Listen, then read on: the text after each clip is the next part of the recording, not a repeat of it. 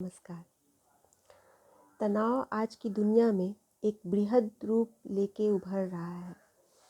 पिछला वीडियो मैंने से कैसे बचें इस पे बनाया था, लेकिन वो मुझे पर्याप्त नहीं लगा। मुझे लगा कि इस पे और कुछ बोलना चाहिए।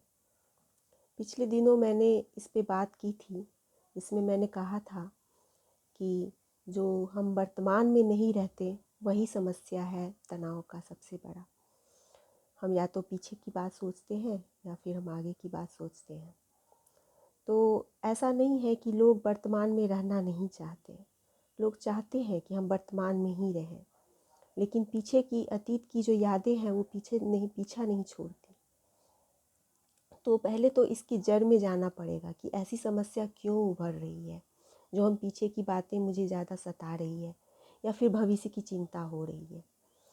तो इसका सबसे मेन कारण जो है वो है हमारे अपने ही किए हुए जो कर्म हैं वो हमारे सामने आ रहे हैं। हमें लगता है कि हम सब कुछ ठीक ठाक कर रहे हैं, लेकिन फिर भी कहीं जाने अनजाने लोगों को हमारी बातों से कभी ना कभी चोट पहुंच जाती है। हम नहीं चाहते कि किसी को चोट पहुंचाए, लेकिन चोट पहुंच जाती है। उनके मन को ठेस लग ही जाती है।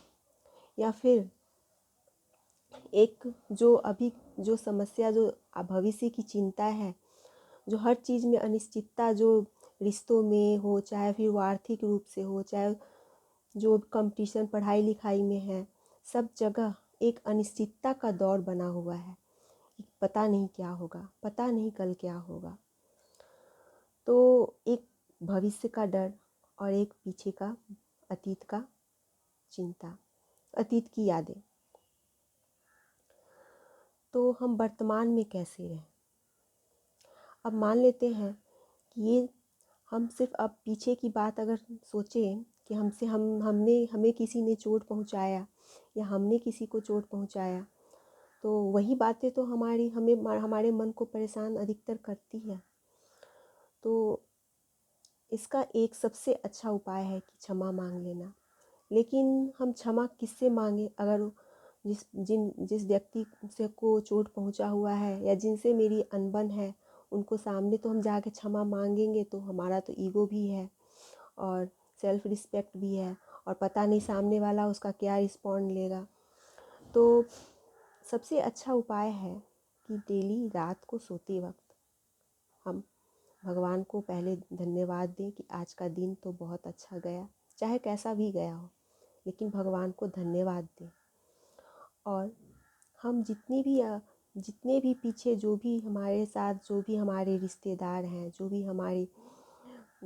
भी दोस्त हैं, जो भी, चाहे वो वर्क प्लेस पे ऐसे लोग हैं जिनसे हमारा कोई संबंध है, तो उन सभी आत्माओं को ध्यान में रखते हुए उन सब से क्षमा मांगे मन ही मन कि हमसे कोई भी गलती हुई जिससे आप लोगों को ठेस पहुंचा, तो उसके लिए मैं माफ़ी मांगती या मांगता हूँ। जब हम ऐसा करेंगे तो आप सोचेंगे इससे क्या फ़ायदा है। तो होता यह है कि हम जब भी कोई चीज़ सोचते हैं तो वो जो है ऊर्जा के रूप में तरंग के माध्यम से वो बाहर ब्रह्मांड में फैलती ही है। अब मान लीजिए, अब तो साइंस का ज़माना है, तो हम किसी को फ़ोन लगाते हैं, नंबर यहाँ डायल करते हैं, बात वहाँ पहुँच जाती है, वहाँ का कॉल लग जाता है। तो ऐसे ही मन का भी काम है। मन में अगर जैसे ही हमने उनको याद किया, वो नंबर लग जाता है उनसे। और जैसे ही हमने क्षमा मांगी तो उसे ये तो पता नहीं कि हमें उसे वो क्षमा मांग रहा है या कुछ बात कर रहा है, कोई बात सोच रहा है हमारे प्रति, लेकिन वो पॉजिटिविटी या निगेटिविटी जो है उसको फीलिंग के रूप में उसको उसको मिल जाती है, और उसे एक खुशी होती है या फिर उसे एक शांति की महसूसता होती है कि उसे शांति फील होता है। तो वो ऊर्जा वहाँ तक पहुँच जाता है। तो हम जैसे ही उनसे क्षमा मांगते हैं, वो ऊर्जा जो है सो वहाँ तक पहुँच जाता है और उसे एक शांति की अनुभूति होती है। और जब उसे शांति की जब अनुभूति होती है, तो वो आपको एक उसे उसके उसके भी मन से एक दुआ जैसी निकलती है, एक खुशी की लहर उत्पन्न होती है, और वो खुशी की लहर जो है वो आप तक पहुंचती है। और इससे क्या होता है कि हमें शांति की फीलिंग होती है। तो ये बहुत ही गहरा एक अध्यात्म है। इसे अगर बारीकी से अगर इस पर अगर ध्यान दिया जाए, इसको अमल में लाया जाए, तो हमारा जो समस्या है, आधा समस्या तो आधी समस्या समाप्त हो जाएगी। तो हम जो है सो सबसे पहले रात को सोते वक्त भगवान को धन्यवाद दें और उन लोगों से क्षमा मांग लें, चाहे जाने अनजाने की कोई भी भूल हो गई, चाहे वो ये सिर्फ एक जन्म की यात्रा तो है नहीं, हम सभी एक आत्मा है। मैंने कई वीडियो में हमने इस बात को बड़ी प्रमुखता से इस बात को मैंने लिया है कि हम सब एक आत्मा है और ये एक जन्म की बात नहीं है। हमारी कहानी जो है कई जन्मों की बात है और हम इस जन्म में तो देख रहे हैं कि हमने कुछ अच्छे बुरे कर्म किए हैं, सो वो तो दिखाई पड़ रहा है, लेकिन पिछले जन्मों में हमने क्या किया वो तो दिखाई नहीं पड़ रहा।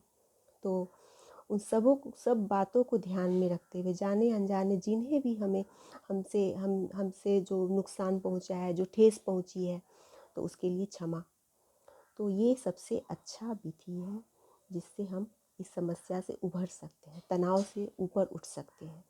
आप 21 दिन अगर ये कर लेते हैं तो आप खुद इस बात को महसूस करेंगे कि आपका जो है सो तनाव जो है सो धीरे धीरे कम रहा है। और अपने आप को भी क्षमा करना है, उस समय उन सबको क्षमा करना है और क्षमा मांग लेना है और खुद को भी क्षमा कर देना है। एक शांति की अनुभूति होती है उस समय, और उस शांति की वो जो अनुभूति होती है उससे एक जो गहरी नींद आती है, वो दूसरे दिन के लिए एक नई ऊर्जा एक वो मिल जाती है। तो इस बात को तो सबसे पहले हमें अमल करना चाहिए।